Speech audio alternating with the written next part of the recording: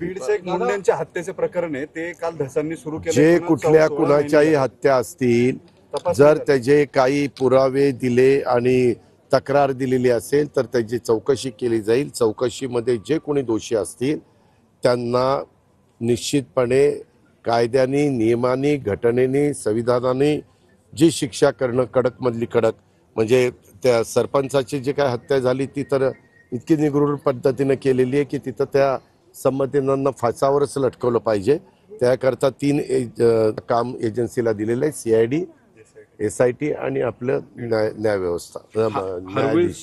Harvest 150 शेतकऱ्यांची तक्रार आहे वाल्मिक कराडांच्या विरोधात, त्यांनी पैसे त्याबद्दलची चौकशी केली जाईल। कुणाच्याही बद्दल तक्रार, उद्या माझ्याबद्दल पण तक्रार आली तर चौकशी केली जाईल।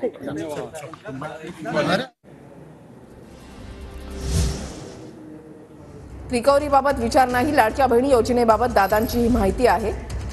महत्त्वाची बातमी आपण या ठिकाणी पाहताय।